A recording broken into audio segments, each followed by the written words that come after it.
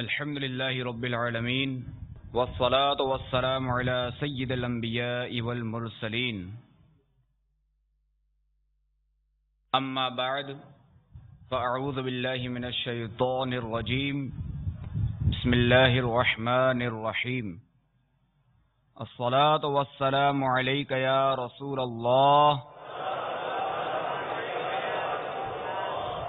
وعلى آلك وأصحابك يا حبيب الله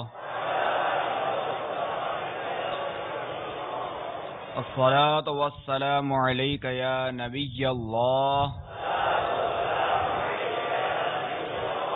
وعلى آلك وأصحابك يا نور الله. شیخ طریقت امیر اہل سنت بانی دعوت اسلامی ابو بلال محمد الیاس ستار قادری رضوی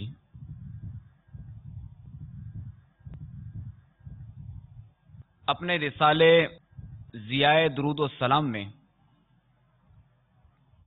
نقل فرماتے ہیں کہ سرکار مدینہ سلطان باقرینہ قرار قلب و سینہ فیض گنجینہ صلی اللہ تعالی علیہ وآلہ وسلم کا فرمان برکت نشان ہے، مجھ پر درود شریف پڑھ کر اپنی مجالس کو آراستہ کرو کہ تمہارا درود پاک پڑھنا بروز قیامت تمہارے لیے نور ہوگا.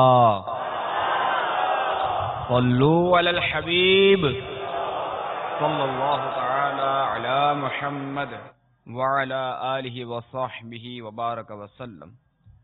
صلاۃ و سلاما علیک یا سیدی یا سیدی یا مکی یا مدنی یا عربی یا قرشی یا ہاشمی یا مطلبی یا رسول اللہ. میٹھے میٹھے اسلامی بھائیوں اور مدنی چینل کے ناظرین، حصول ثواب کی خاطر بیان سننے سے پہلے اچھی اچھی نیتیں کر لیتے ہیں. فرمان مصطفیٰ صلی اللہ تعالی علیہ وآلہ وسلم، نیت المؤمن خیر من عملہ،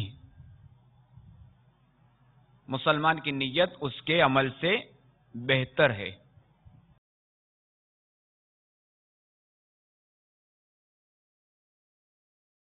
اور یاد رہے کہ بغیر اچھی نیت کے کسی بھی عمل خیر کا ثواب نہیں ملتا.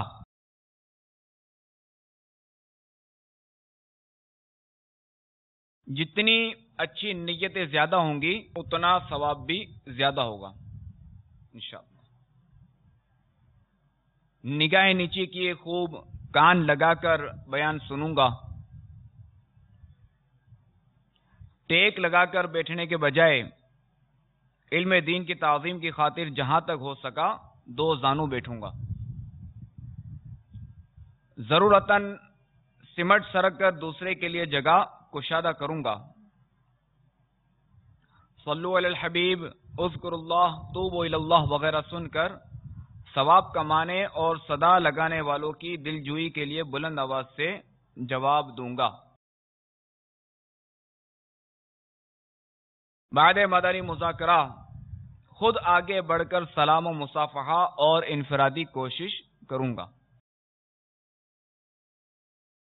میں بھی نیت کرتا ہوں کہ انشاءاللہ عز و جل اللہ کی رضا پانے اور ثواب کمانے کے لیے بیان کروں گا. سورۃ النحل آیت نمبر 125، ادع الی سبیل ربک بالحکمۃ والموعظۃ الحسنہ. ترجمہ کنز ایمان، اپنے رب کی راہ کی طرف بلاؤ پکی تدبیر اور اچھی نصیحت سے. اور بخاری شریف میں وارد اس فرمان مصطفیٰ صلی اللہ تعالی علیہ وآلہ وسلم، بلغ عنی ولو آیہ، یعنی پہنچا دو میری طرف سے اگرچہ ایک ہی آیت ہو. اس میں دیے ہوئے احکام کی پیروی کروں گا. قہقہ لگانے اور لگوانے سے بچوں گا. نظر کی حفاظت کا ذہن بنانے کی خاطر حتی الامکان نگاہیں نیچے رکھنے کی کوشش کروں گا. صلو علی الحبیب صلی اللہ تعالی علی محمد وعلی آلہ وصحبہ وبارک وسلم۔ خدا رحمان عز و جل کا قرآن پاک میں فرمان ہے،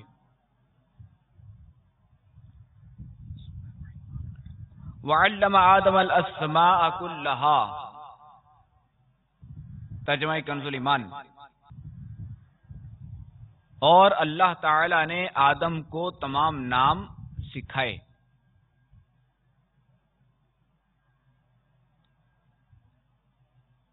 حضرت سیدنا امام فخر الدین رازی علیہ رحمت اللہ الہادی اپنی مایہ ناز تفسیر کبیر میں اس آیت کے تحت لکھتے ہیں،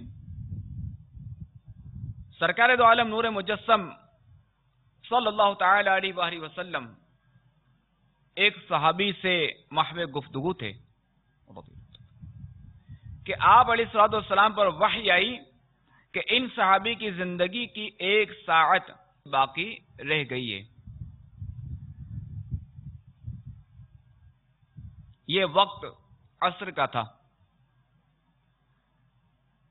رحمت عالم صلی اللہ تعالی علیہ وآلہ وسلم نے جب یہ بات ان صحابی کو بتائی تو انہوں نے مضطرب ہو کر التجا کی، یا رسول اللہ صلی اللہ تعالی علیہ وآلہ وسلم، مجھے ایسے عمل کے بارے میں بتائیے جو اس وقت میرے لیے سب سے بہتر ہو۔ کیا شان ہے صحابہ کرام کی کہ ان صحابی کو دیکھیے کہ انہیں بتا دیا گیا، بتانے والا کون؟ اللہ کا حبیب، کہ انہیں بتا دیا گیا کہ تمہاری زندگی ساعت ہے، قربان جائیے، کہ انہوں نے کوئی واویلا نہیں کیا کہ میرے گھر کا کیا ہوگا، میرے بال بچوں کا کیا ہوگا، ارے میرے کاروبار کا کیا ہوگا، ہائے ہائے میری اتنی زندگی رہ گئی ہے، میرا کیا بنے گا؟ نہ، انہوں نے یہ نہیں کہا۔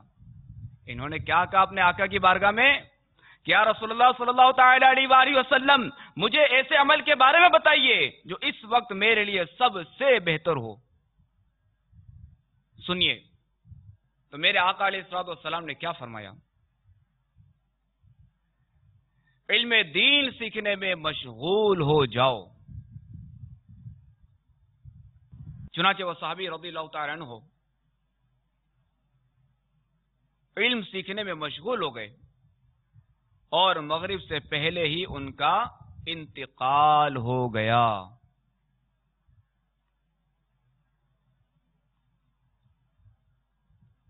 راوی فرماتے ہیں کہ اگر علم سے افضل کوئی شے ہوتی تو رسول مقبول صلی اللہ تعالی علیہ وآلہ وسلم اسی کا حکم ارشاد فرماتے۔ بیٹھے بیٹھے اسلامی بھائیوں،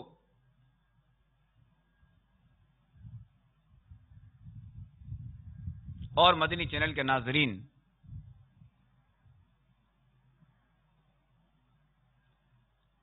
اس واقعے میں علم دین کی فضیلت کا تذکرہ اس انداز میں موجود ہے کہ سب کچھ چھوڑ کر علم دین کے حصول میں کوشاں ہو جانا چاہیے۔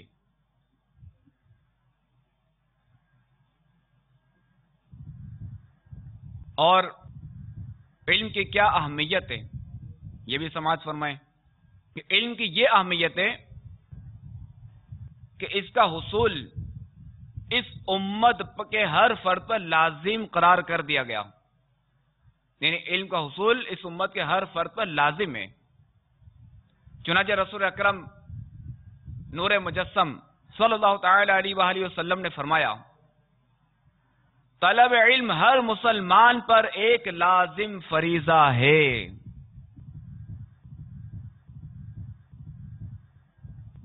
امام ابو بکر احمد بن علی خطیب بغدادی فرماتے ہیں ہر مسلمان پر یہ بات واجب ہے کہ وہ کھانے پینے پہننے میں اور پوشیدہ امور کے متعلق ان چیزوں کا علم حاصل کرے جو اس کے لیے حلال ہیں اور جو اس پر حرام. یوں ہی جان و مال کے بارے میں جو اس پر حلال ہے یا حرام ہے، یہ وہ تمام چیزیں ہیں جن سے بے خبر رہنا کسی کو بھی جائز نہیں ہے، اور ہر شخص پر فرض ہے کہ وہ ان باتوں کا علم سیکھے. تو اس بات سے ظاہر ہوا کہ علم دین سیکھنا صرف ایک خاص گروہ کا کام نہیں ہے،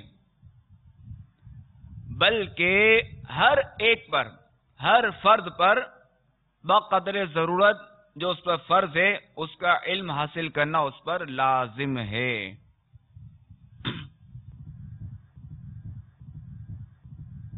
زید بن علی اپنے آبائی سلسلے سے روایت کرتے ہیں کہ ایک شخص امیر المؤمنین حضرت علی رضی اللہ تعالی عنہ کے پاس حاضر ہوا اور بیان کیا کہ میرا ارادہ تجارت کرنے کا ہے. آپ رضی اللہ تعالی عنہ نے فرمایا تجارت شروع کرنے سے پہلے اس کے احکام اور درست طریقہ کار سیکھو. حضرت سیدنا ابو ہریرہ رضی اللہ تعالی عنہ سے روایت ہے کہ سرکار مدینہ صلی اللہ تعالی علیہ وآلہ وسلم نے فرمایا کہ کلمہ حکمت مومن کا گمشدہ خزانہ ہے، لہذا مومن اسے جہاں پائے وہی اس کا زیادہ حقدار ہے. نبی کریم صلی اللہ تعالی علیہ وآلہ وسلم کے حکمت کو گمشدہ شے سے تشبیہ دینے سے مراد یہ ہے کہ مومن ہمیشہ علم تلاش کرتا رہتا ہے. جیسا کہ اگر کسی شخص کی کوئی چیز گم ہو جائے تو وہ اسے تلاش کرتا ہی رہتا ہے یہاں تک کہ اسے پا لیتا ہے. اور اس بات کا دوسرا معنی یہ ہے کہ جس کی چیز گم ہو جائے وہ اسے تلاش کرتا رہتا ہے. اگر اسے وہ شے کسی بچے کے پاس بھی ملے تو اس سے وہ حاصل کرنے میں، اسے نہیں لینے میں وہ عار محسوس نہیں کرتا. تو اسی طرح ہمیں بھی چاہیے کہ علم دین کے حصول میں عار محسوس نہیں کرنی چاہیے، چاہے بچہ ہو یا بوڑھا.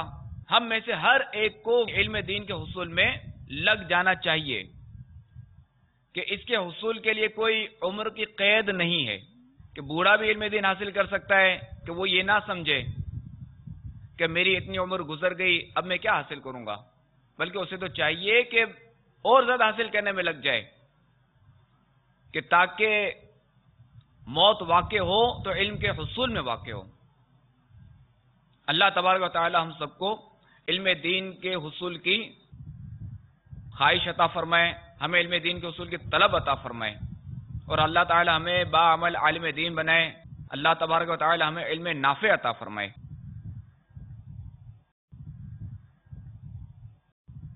حضرت سیدنا قبیصہ رضی اللہ تعالی عنہ اپنا ایک واقعہ بیان کرتے ہیں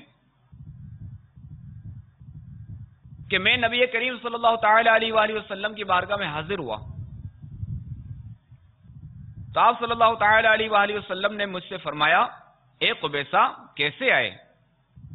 میں نے عرض کیا میری عمر زیادہ ہو گئی اور ہڈیاں نرم پڑ گئی ہیں، میں آپ صلی اللہ تعالی علیہ وآلہ وسلم کی خدمت میں اس لیے حاضر ہوا ہوں کہ آپ علیہ الصلوۃ والسلام مجھے میرے فائدے کا علم سکھائیں.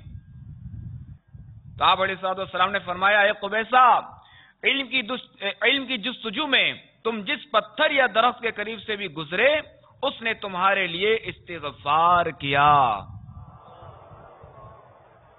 تو وہ اسلامی بھائی جو بوڑھے ہو چکے ہیں انہیں بھی مایوس نہیں ہونا چاہیے اور انہیں بھی علم دین کے حصول میں لگ جانا چاہیے.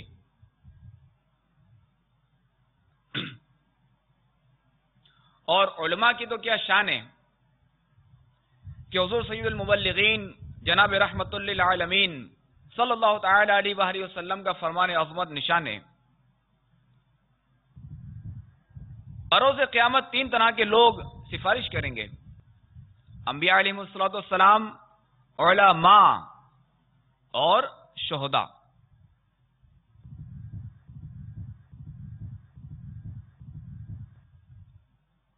ایک مرتبہ حضرت سیدنا فتح موصلی رحمت اللہ تعالی علیہ نے حاضرین سے استفسار فرمایا، جب مریض کو کھانے پینے اور دوا سے روک دیا جائے تو کیا وہ مر نہیں جاتا؟ لوگوں نے عرض کی، جی ہاں۔ آپ رحمت اللہ تعالی علیہ نے فرمایا، یہی معاملہ دل کا ہے، جب اسے 3 دن تک علم و حکمت سے روکا جائے تو وہ بھی مر جاتا ہے۔ حجت الاسلام امام محمد غزالی علیہ رحمت اللہ الوالی فرماتے ہیں کہ حضرت سیدنا فتح موصلی رحمت اللہ تعالی علیہ نے سچ فرمایا، کیونکہ دل کی غذا علم و حکمت ہے اور ان دونوں سے دل زندہ رہتا ہے، جیسے جسم کی غذا کھانا پینا ہے۔ بس جس نے علم کو نہ پایا اس کا دل بیمار ہے اور اس کی موت یقینی ہے،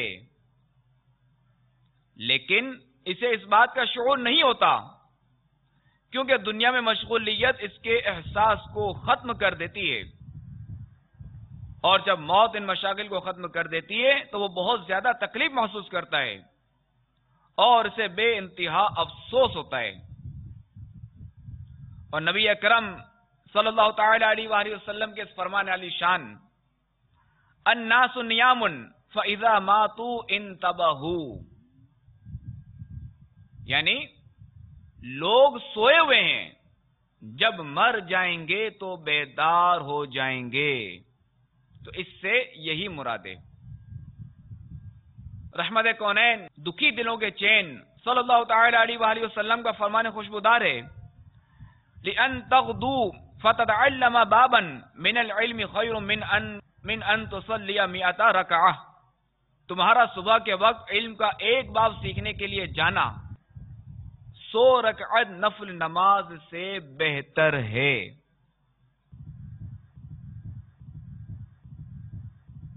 اور کاش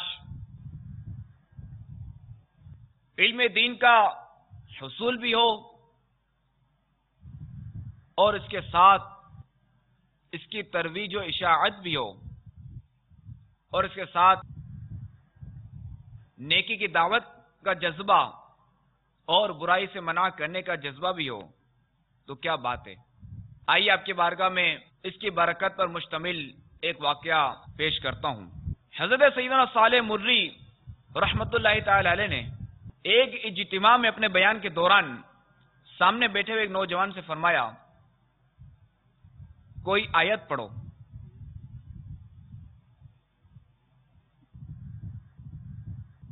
اس نوجوان نے سورۃ المؤمن کی آیت نمبر 18 تلاوت کی، ترجمہ کنز الایمان، اور انہیں ڈراؤ اس نزدیک آنے والی آفت کے دن سے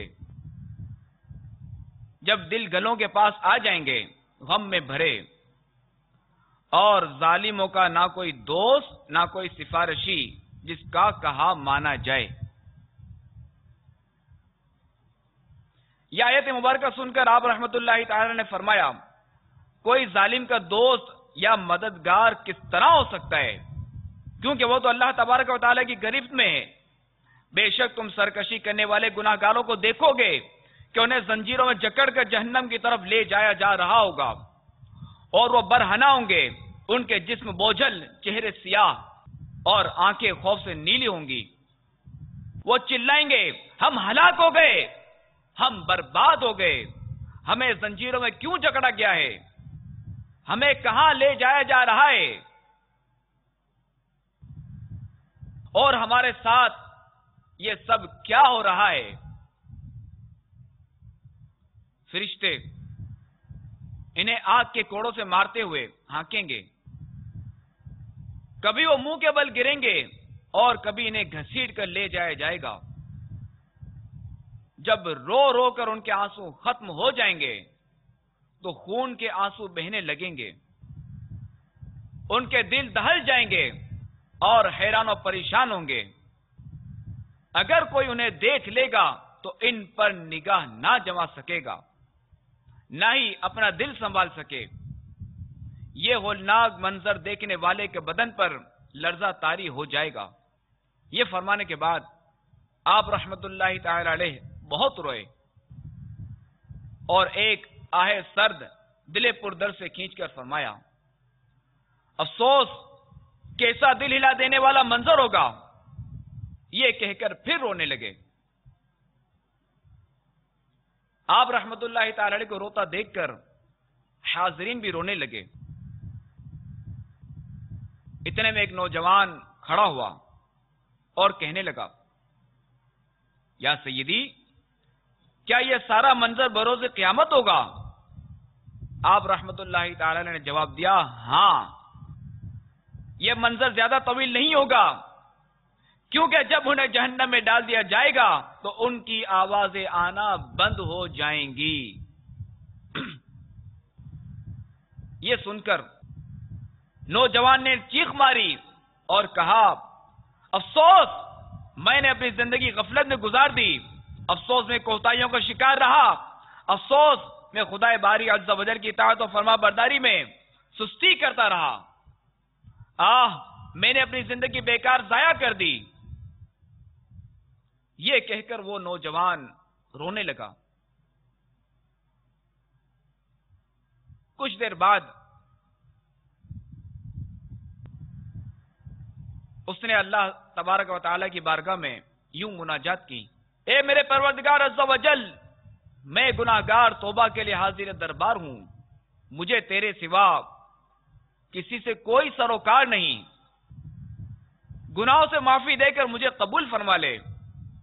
مجھ سمیت تمام حاضرین پر اپنا فضل و کرم فرما اور ہمیں جود و نوال یعنی عطا و بخشش سے مالا مال فرما. یا ارحم الراحمین، میں نے گناہوں کی گٹری تیرے سامنے رکھ دیے اور سچے دل سے تیری بارگاہ میں حاضر ہوں. اگر تو مجھے قبول نہیں فرمائے گا تو یقیناً میں ہلاک ہو جاؤں گا. اتنا کہہ کر وہ نوجوان غش کھا کر گر پڑا اور چند روز بستر علالت پر گزار کر موت سے ہمکنار ہو گیا.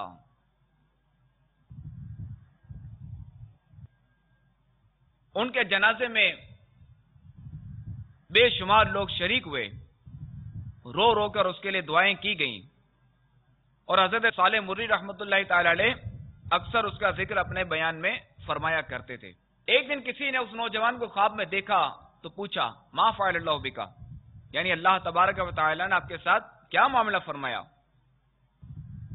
تو اس نے جواب دیا، مجھے حضرت سیدنا صالح مری رحمت اللہ تعالی علیہ کے اجتماع سے برکتیں ملی اور مجھے جنت میں داخل کر دیا گیا. میٹھے میٹھے اسلامی بھائیوں اور مدنی چینل کے ناظرین، دیکھا آپ نے کہ باعمل مبلغین کا بیان کس قدر پر اثر ہوتا ہے، کہ خوف خدا رکھنے والے مبلغ کا بیان تحصیل کا تیر بن کر گناہ گار کے جگر سے آر پار ہو جاتا اور بسا اوقات اس کی دنیا و آخرت سنوار دیتا ہے. اور سیدنا صالح مری رحمت اللہ تعالی علیہ بڑے زبردست قاری بھی تھے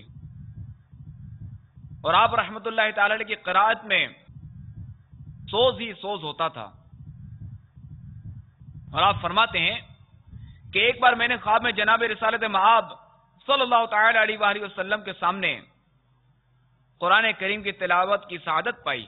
تاجدار رسالت صلی اللہ تعالی علیہ وآلہ وسلم نے فرمایا، اے صالح، یہ تو قرات ہوئی، رونا کہاں ہے؟ اللہ عز و جل کی ان پر رحمت ہو اور ان کے صدقے ہماری بے حساب مغفرت ہو. سرکار نامدار دو عالم کے مالک و مختار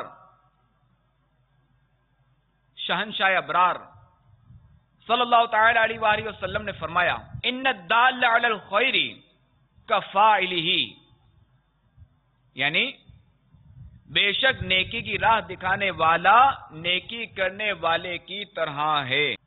مفسر شہیر حکیم الامت حضرت مفتی احمد یار خان علیہ رحمت الرحمان فرماتے ہیں، یعنی نیکی کرنے والا، کرانے والا، بتانے والا اور مشورہ دینے والا سب ثواب کے حقدار ہیں۔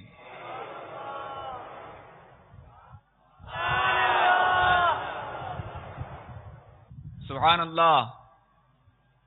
امیر اہل سنت تشریف لا چکے ہیں، انشاءاللہ عز و جل اب جو ہے وہ سوالات و جوابات کا سلسلہ شروع ہوگا۔ صلو علی الحبیب صلی اللہ تعالی علی محمد۔ مجھے اپنی اور ساری دنیا کے لوگوں کی اصلاح کی کوشش کرنی ہے۔